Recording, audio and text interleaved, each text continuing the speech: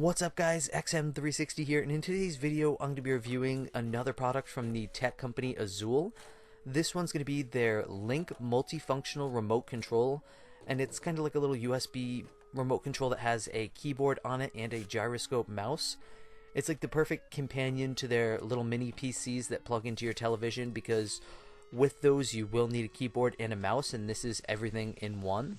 So when I say USB, I mean it has a little wireless USB receiver that plugs into your device, and this can be used with your PC, your television. If you have a smart TV that has like a little USB port, you can use it with your gaming console like your Xbox One or your PS4, and most importantly you can use it with your Azulle mini PCs, so you don't have to plug in a separate mouse and a separate keyboard.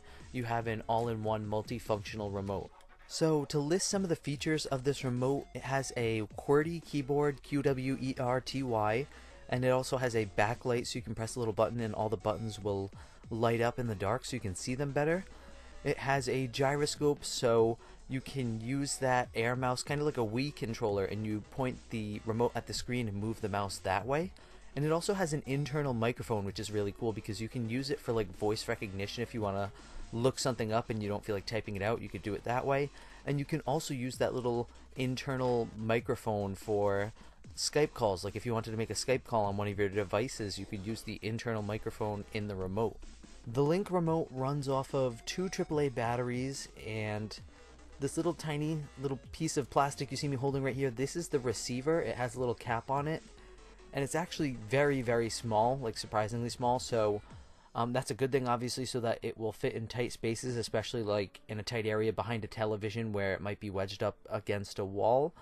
However, you do have to be careful because it's so small. It is definitely very susceptible to being lost or maybe even accidentally eaten by a pet, so you do have to be careful with that little receiver. We also have some paperwork here from Azulle, some little instructions and a business information sheet, like a little piece of paper about their business.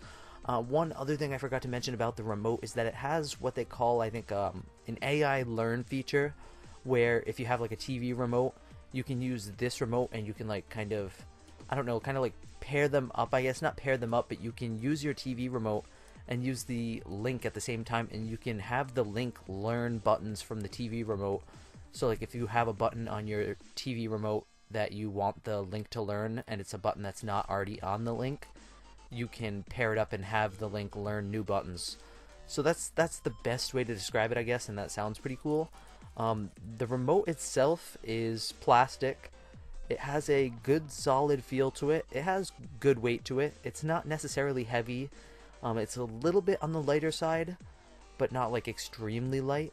My first impression is that it has a really nice, sleek, and modern look to it. It has that kind of like shiny, glossy black color on the base, and then the trim, the areas where the keys are, is kind of like a matte rubberized black, and I think it looks really cool and really nice, and it just feels good to hold.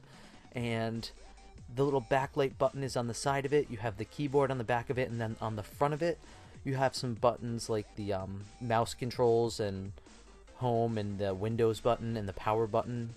There's also the microphone button on the front, and I'm not going to list every single button and its functions, but you definitely should go through the manual before using this device to better understand how all of it works, especially about the AI learning feature. If you plan on using that, just from reading up on it previously, I've found that it seems a bit like kind of not confusing but overwhelming at first, so you definitely should read up on it before you use this device, just so you can better understand it and have a better experience with it.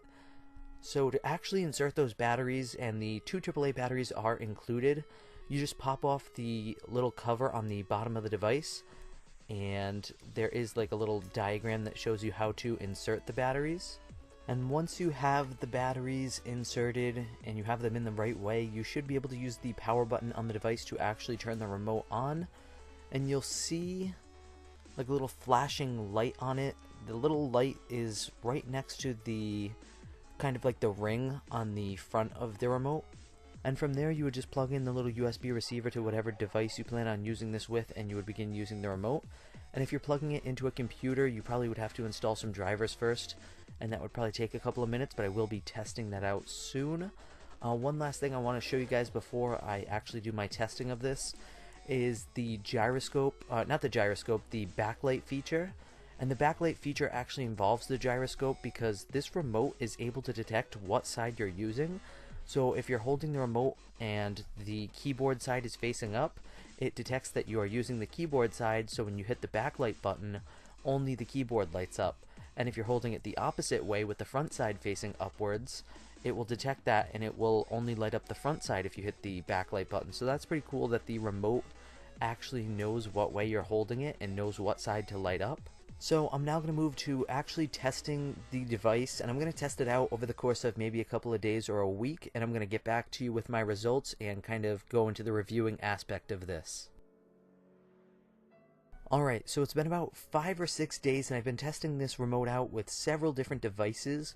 What I'm using right here is just my average, my gaming PC right here, and I'm demonstrating that air mouse for you guys. This is one of my favorite features on the device, and I think it works very well.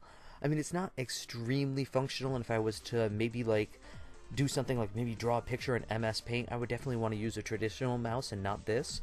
But the air mouse is definitely sufficient enough for navigating the menus and going into different folders and whatnot. And then the keyboard I'm kind of like 50-50 on. I like it, but there's a lot of times where it doesn't like really register a press unless you press very hard, and it doesn't like, I don't know, it doesn't have like a satisfying press in my opinion. It's kind of, I don't know, it just doesn't feel like, you're not really sure if you've applied enough pressure for the button to actually click, so you're constantly looking up at the screen to make sure that what you typed is correct. It's good for like short little searches and entering like a web address or a short message on Xbox, but as far as like maybe typing a couple of paragraphs on Microsoft Word, it's not really good for that. The actual setup for the remote was fairly easy. You just plug in the little receiver to whatever device you're using it for, and if you're using it on a computer, like a Windows computer, you do have to install some drivers. I believe there were like 6 of them, and they all installed at once when I plugged in the device, and it took like maybe 4 or 5 minutes on my laptop. And once you have those installed, you can fully use the device with no problems. And I did run into one little issue when I first started using the remote. I couldn't get it to work for whatever reason. And what I figured out is that when I first started using the remote, I was somehow accidentally in the AI learn mode. So that's why I couldn't like do anything and none of the buttons were working. So if you start using your remote and you can't get anything to work, hit the AI learn button, and that will take you out of the AI learn mode and you'll be back into normal mode and be able to use all the buttons again. I also use this on my Xbox One, and what I found this was good for on Xbox One, you can navigate the menus just fine with the arrows, but what this is great for, if you're going to use it with your Xbox, is it's great for entering in those super long DLC codes. I think they're like 25 characters, and it's always annoying if you don't have any sort of keyboard that you can plug into your console. It's annoying because you have to use your little thumbstick on your controller and keep going along the keyboard to do it. It's much quicker and much faster if you enter in codes using this little keyboard on the Link.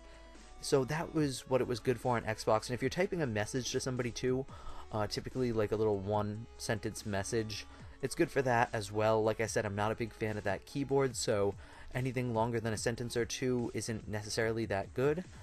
And I also, some buttons will work on some devices and some buttons won't work on others. So like this little Windows Home button, and obviously that's only going to work, like I found it only really works when you're in Windows 10. Like the Windows Home button didn't work on my Xbox, it didn't work on my PC, which had Windows 7, but when I tested it out on the little Azulle mini PC, which I'm going to show you guys in just a moment, that home button did work. So you do kind of have to mess around with it and see what buttons work on what devices. The AI learn feature was kind of like I imagined it was. It was kind of a little tough to learn at first, but after I learned it, it was pretty easy to use. I didn't do too much with that though, because I mostly focused on just using this remote for the keyboard and the mouse. I also tested out that little internal microphone, and the quality is very low. I'm going to give you guys a little example here because I was able to record some audio with the microphone to play for you guys. So this is what the Azulle microphone sounds like. Definitely not the best quality, and you do have to talk very loud and directly into the little microphone, which is right next to the Windows button, and it's not very good in my opinion.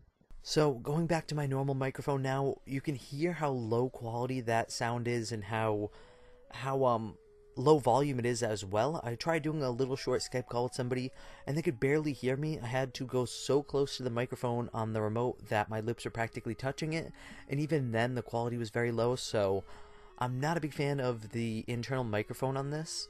I was able to do some voice recognition stuff, like where you speak and it types something out, but even that wasn't like great necessarily. So the microphone definitely needs improving. The footage you're seeing right here is me using it now with my Azulle mini PC, and this is where I found it the most useful because I use my Azulle mini PC with a wired keyboard and a wireless mouse usually, and this eliminated both of them and gives me one little universal remote to use with the mini PC, and it makes everything on the PC much easier, especially since it uses Windows 10. Most of the buttons do work great. So moving on to my final thoughts of the Azulle Lynk remote. I liked the gyroscope mouse, I liked the backlight feature, I liked the sleek and modern look of it a lot, but the keyboard and the internal microphone, they need a lot of improving, but I do think it's still worth it for the price tag of $30. I think that's still a fair price, and it's good if you have a use for it. Like for me, I use it a lot with my, well, I do plan on using it a lot with my Xbox for entering in all the DLC codes I get. And I also plan on using it now with my Azulle mini PCs because it makes navigating them a lot easier. And if you have a use for it, I do think it's worth the money. Don't get it though. I don't think if you are planning on using the voice feature, I think it needs improving. And if you're planning on using it for Skype calls, it's not the best for that. But everything else I liked besides the low quality internal microphone and the somewhat unresponsiveness from the keyboard. So overall, I'd give this thing like probably a 7.5 out of 10, a 75%. I do like it, and I am going to put the links down below for you guys to get one if you want to get one of your own. If you guys found this review helpful in any way at all, hit that like button down below. And if you're new to my channel, hit that subscribe button for a bunch of great reviews just like this. And as always, guys, thank you for watching from XM360.